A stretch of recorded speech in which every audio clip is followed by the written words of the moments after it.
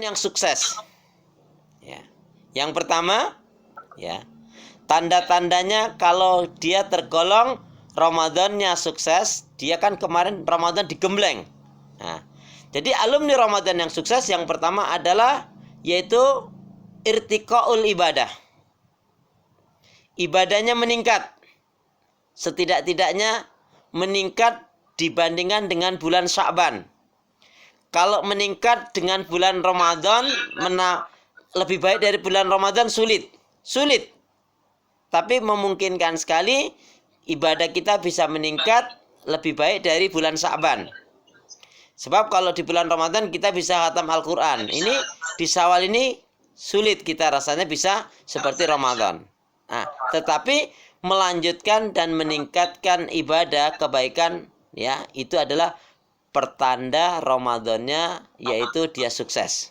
Ya, jadi yang pertama, alumni Ramadan yang sukses adalah yaitu irtiqaul ibadah. Ibadahnya meningkat, ibadahnya membaik. Ya. Baik yang wajib maupun yang sunnah. Jadi semales-malesnya kita tetap tahajud. Semales-malesnya kita tetap duha. Ya. Semales-malesnya kita tetap membaca Quran. Tiada hari tanpa membaca Al-Quran. Nah itu memang seperti itu yang harus kita lakukan. Ya, ini namanya melanjutkan dan meningkatkan ibadah. Ingat, bulan Syawal bukan bulan kemenangan, tapi bulan peningkatan dan pembuktian dari kebaikan ibadah dan amal soleh yang telah kita lakukan di masa Ramadan. Ini yang pertama. Jadi nggak ada yang bisa menjadikan ibadah kita meningkat kecuali ya dari diri kita sendiri. Makanya apa? Allah memuji orang yang serius. Ya, sungguh-sungguh. Allah berfirman dalam surat 29 ayat 69 ayat terakhir. A'udzubillahi minasyaitonirrajim. Walladzina jahadu fina lanahdiyanahum subulana wa innallaha lama'al muhsinin. Ya. Jadi artinya dan orang-orang yang bersungguh-sungguh di jalan Allah, serius, maka orang itu akan ditolong oleh Allah. Ya. Lanahdiyanahum, diberi petunjuk hidayah oleh Allah. Ya. Ini yang pertama. Jadi siapa yang setelah Ramadan ibadahnya yang wajib maupun yang sunnah terjaga, ya, maka itu tandanya satu tanda dia tergolong Ramadan yang sukses. Ini yang pertama. Yang kedua, hatinya semakin baik. Hatinya, kolbunya semakin baik. Kenapa? Karena waktu Ramadan kemarin dia sudah bakar. Jadi dia nggak punya sifat, nggak punya lagi nih. Ya, nggak ada lagi malas ibadah, nggak ada lagi marah-marah, nggak ada lagi dusta, nggak ada lagi hasad, iri, dengki, dendam. Ya, nggak ada lagi riya, sum'ah, sombong, kikir. Nah, itu pertanda diri Ramadannya digolongkan Ramadan yang sukses. Tapi kalau hatinya setelah Ramadan ini kok semakin keruh, semakin kasar, ya, malas ibadah, marah-marah, dusta, ghibah, menghina, mencela, mengutuk, melaknat, hasad, iri, dengki, dendam, sombong, riya, ujub, gagal. Bukan hanya nggak diterima, gagal Ramadannya, gagal puasanya. Naudzubillah min dzalik. Ya. Oh ya, mohon maaf. Biasanya suka marah-marah ibu-ibu atau mama?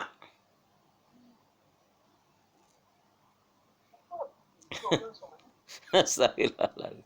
Ya.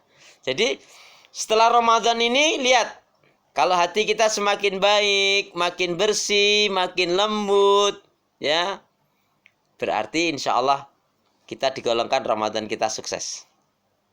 Amin ya rabbal alamin. Ingat, terutama masih ingat PR dari saya, Bu Alfi, masih ingat?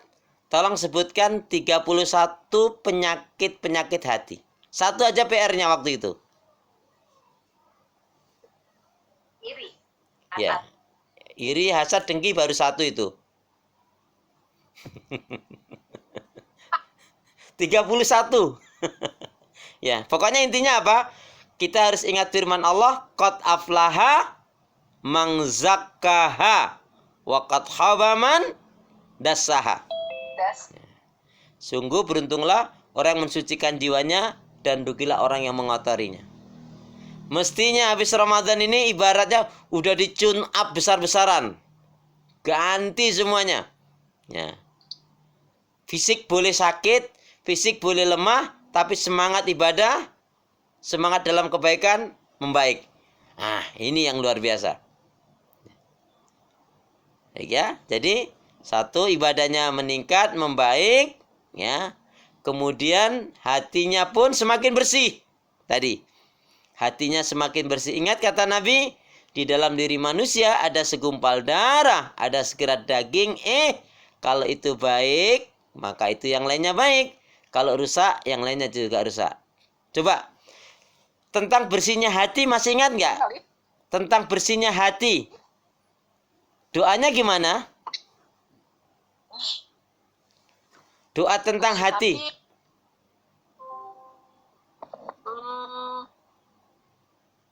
Ya.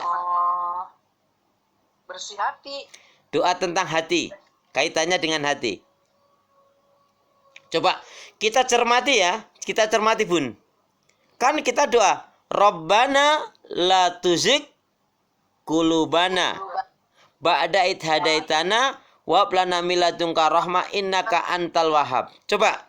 Kenapa kok doanya kok Rabbana la tuzigh qulubana? Ya Allah, janganlah kau bengkokkan, janganlah kau palingkan hati kami. Jangan kau condongkan kepada kemungkaran, maksiat, dosa, kesesatan. Setelah petunjuk hidayah kau berikan kepada kami. Kok hati ya? Kok enggak telinga ya? Padahal telinga ini sering mendengarkan yang enggak baik. Kok enggak mata ya? Kok enggak mulut ya? Tapi kok hati?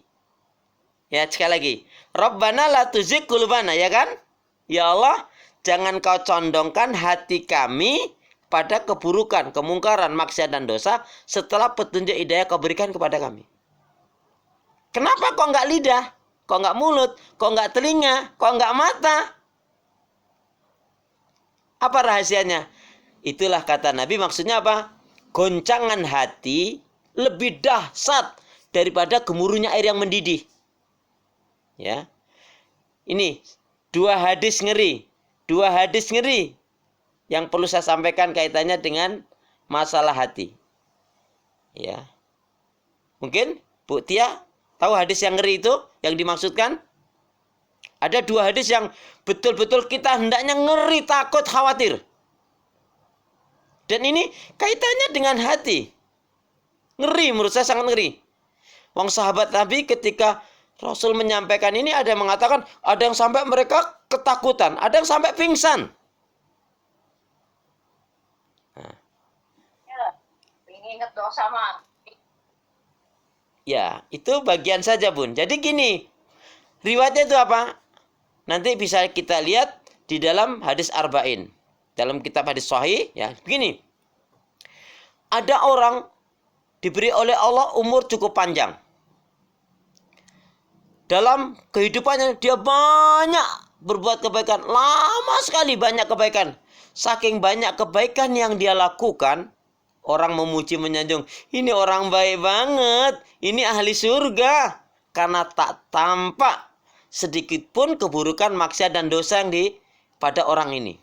Ini ahli surga deh. Ini sampai seolah-olah pasti surga deh. Saking baiknya ini. Tetapi apa yang terjadi? Ini yang ngeri. Sejengkal sehasta sebelum kematiannya, dia tidak sadar diperdaya, dirusak oleh syaitan.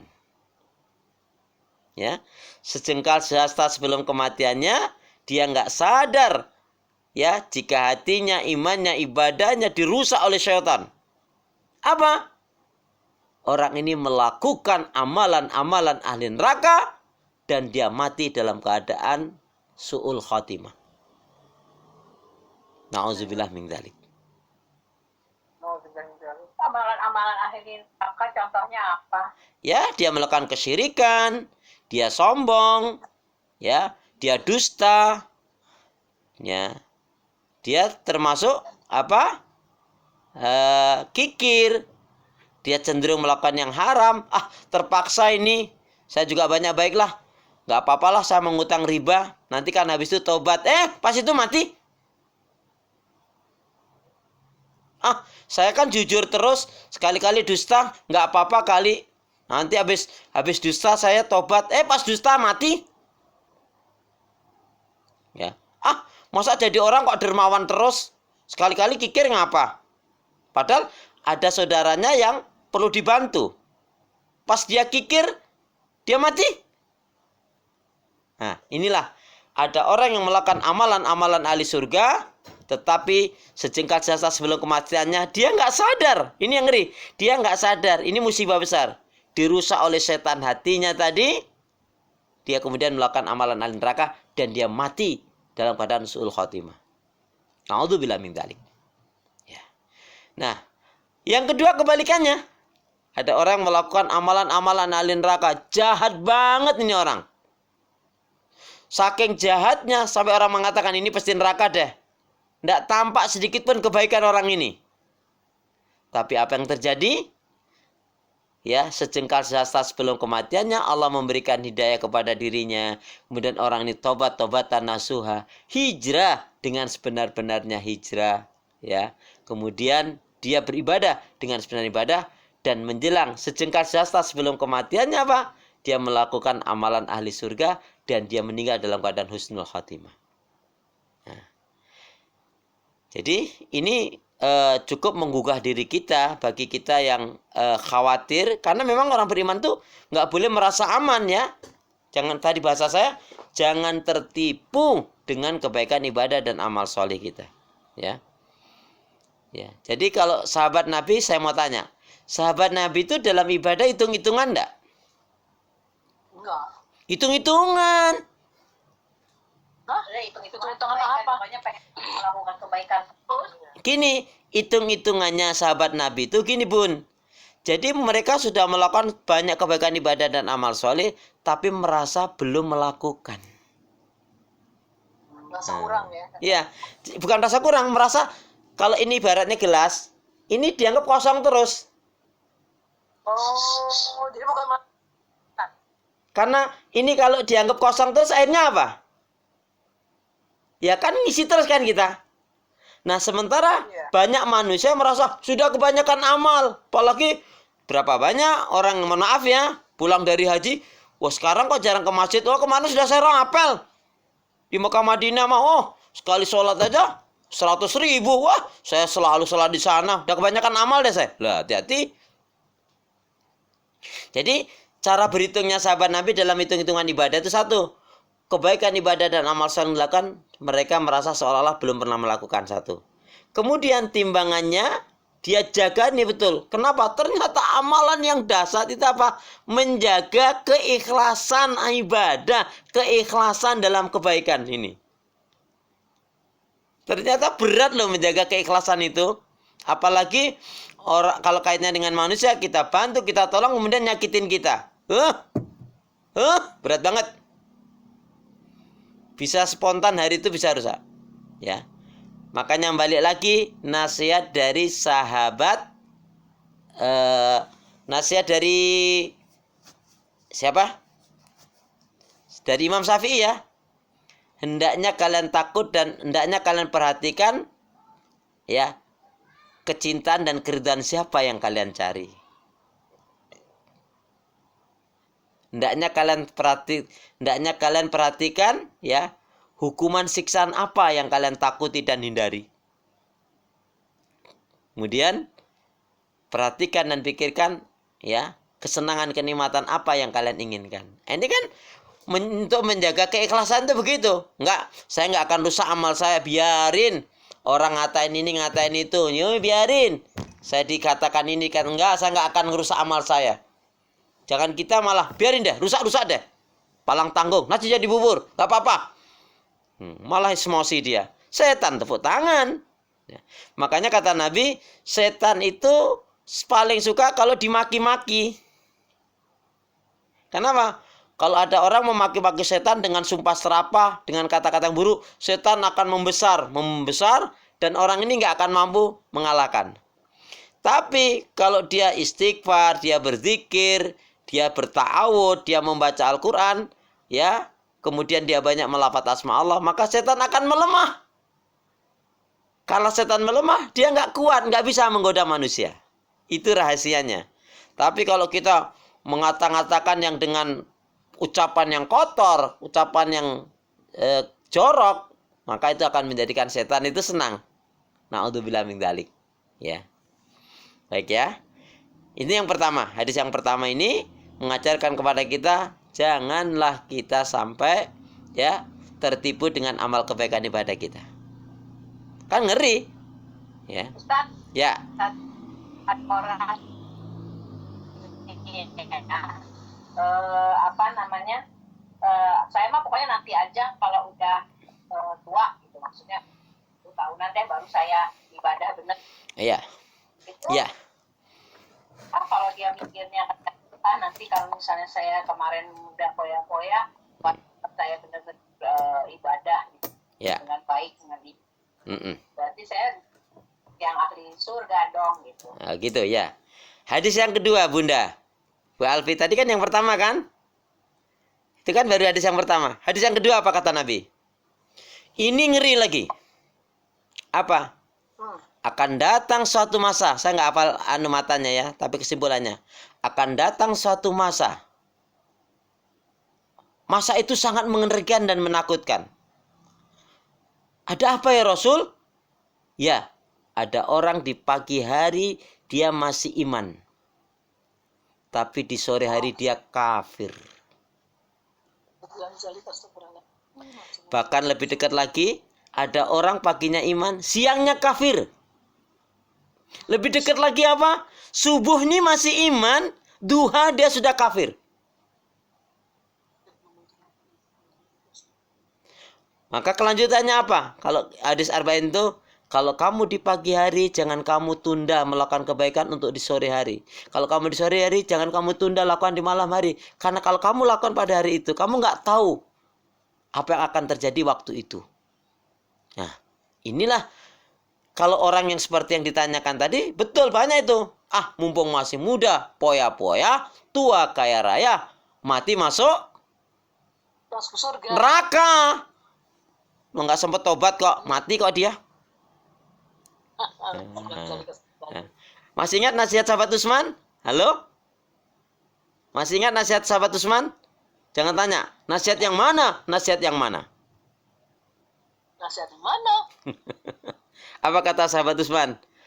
Hendaknya kalian selalu takut dan khawatir. Hendaknya kalian selalu takut dan khawatir. Jika sewaktu-waktu malakul maut datang mencabut nyawa kalian, naudzubillah min dzalik, kalian dalam keadaan maksiat dan dosa. Bang, nggak ngeri kita? Iya, ngeri bang. Wong mati di dalam masjid aja nggak ada jaminan husnul khotimah.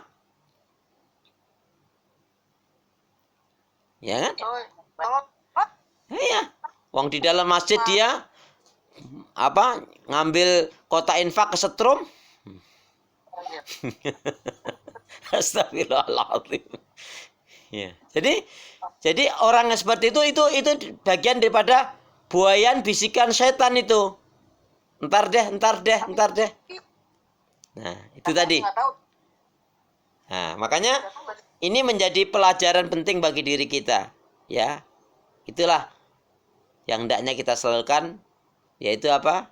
Faida faraghta fansab wa ila rabbika farghab. Selesai dari ibadah satu ke ibadah yang lain, dari kegiatan satu kegiatan yang lain, dari aktivitas satu ke aktivitas yang lain, tetap dalam lingkaran ibadah kepada Allah Subhanahu wa taala. Pak Maman, Damang, taqabbalallahu minna wa minkum. Alhamdulillah, Pak. Masya Allah, alhamdulillah. Ada kendala teknis, Pak Halis. Wah, Masya Allah, alhamdulillah. Jadi Pak, Kita pakai air itu ya. Jadi pakai. iya. Jadi Pak, Tadi handphonenya dipakai tadi. jadi Pak Maman tadi kita sudah mengawali Jadi setelah Ramadan itu kalau diberi kesenangan, kenikmatan, bersyukur, diuji yang tidak menyenangkan, sabar, ingat salah dosa, kita tobatan nasuha, kita banyak istighfar, dan yang istimewa istiqomah. Ya. Kalau habis Ramadan kok gemukan dikit, timbangannya naik, insya Allah orang yang bersyukur. Amin ya rabbal alamin. Habis Ramadan kok agak kurusan dikit, kok agak rampingan dikit, insya Allah orang yang sabar. Ya, amin ya rabbal alamin. Amin, amin, amin. Habis Ramadan agak nggak gemuk, nggak kurus, stabil tetap, insya Allah orang yang istiqomah. Amin ya rabbal alamin. Jadi baik semua, intinya begitu. Jadi intinya kita sudah memasuki di poin setelah alumni Ramadan yang sukses. Yang pertama, setelah Ramadan ini lihat ibadah kita, ibadah yang wajib maupun yang sunnah. Maka bulan Syawal bukan bulan kemenangan, tapi bulan peningkatan dan pembuktian serta penjagaan dari amal kebaikan ibadah yang kita telah lakukan di Ramadan kemarin. Itu yang pertama, ibadahnya, yang wajib maupun yang sunnah. Jadi kalau udah mulai geser, udah mulai malas, sudah mulai nggak semangat, nah ini harus segera dipacu betul ini ya. Karena apa, nanti berlanjut-lanjut kita malah semakin jauh. Yang pertama. Dan yang kedua tadi, alumni Ramadan yang sukses adalah yaitu hatinya semakin bersih. Ya. Hatinya nggak lagi punya sifat hasad, iri, dengki, dendam. Terutama jangan sampai ada sifat takabur, sifat ujub, sifat yang pokoknya semua sifat yang buruk. Nah, tadi kita angkat satu doa tadi, Rabbana la tuzigh qulubana ba'da id hadaitana wa hab lana min ladunka rahmah innaka antal wahhab. Sekali lagi, tadi pertanyaannya belum dijawab ya. Jadi kenapa kok kita berlindung kepada Allah, kok ya Allah, janganlah kau palingkan, bengkokkan, cenderungkan hati kami pada kesesatan, keburukan, maksiat dan dosa ya Allah. Setelah petunjuk hidayah kau berikan kepadaku. Kok bahasanya kok hati, kok enggak telinga kita, kok enggak mata kita, kok enggak lidah kita, mulut kita. Karena inilah pangkalnya kata Nabi, kalau hatinya baik, yang lainnya baik. Jadi orang itu kalau hatinya baik, mesti ucapannya baik. Pasti perilakunya, pikirannya juga baik, enggak Victor. Ya. Pendengarannya, penglihatannya, Victor, pikirannya kotor, enggak ada dia. Ya. Jadi makanya kalau orang itu hatinya baik, pasti yang lainnya baik. Tapi kalau orang yang pura-pura baik, ya namanya pura-pura. Ya, ayo, alumni Ramadan yang sukses tampak dari hatinya. Nah, makin happy dia dalam kebaikan amal saleh, ringan, nggak berat lagi. Boleh badan fisik kita lelah, tapi semangat kita ibadah tetap membara. Masya Allah. Ramadan boleh berlalu, telah berlalu, ibadah nggak boleh layu. Ya, walaupun rumahnya jauh dari kampung Melayu. Masya Allah. Baik, kali ini kita mau dengar, kayaknya Pak Maman mau menyampaikan bukan pertanyaan kali, ya. Silakan Pak Maman, mungkin mau kita dengar suaranya mengenai apa. Pak Maman ada yang mau disampaikan, silakan. Nah, saya tadi nggak ikut yang awalnya Pak, tapi waktu itu ada pengajian yang saya ikuti mengenai ini sudah berlalu ya, masalah sholat tarawih. Sholat tarawih itu kan katanya sebaiknya ikut kita sampai witir ya, sampai selesai witir. Itu yang utama, sampai imamnya selesai witir, dan itu kita duduk di masjid sampai selesai. Tapi ada juga katanya nanti kan ya kita mau qiyamul lail, jadi witirnya bisa nanti saja gitu kan, pada saat qiyamul lail. Nah ini di sini waktu itu ada si ustadznya, sebetulnya gini katanya, yang baiknya itu adalah memang witirnya setelah qiyamul lail, karena witir itu selain ganjil juga setelah selesai sholat, selesai semuanya. Baik. Jadi gimana Pak Ustadz kan Pak Ustadz kan kalau di masjid kita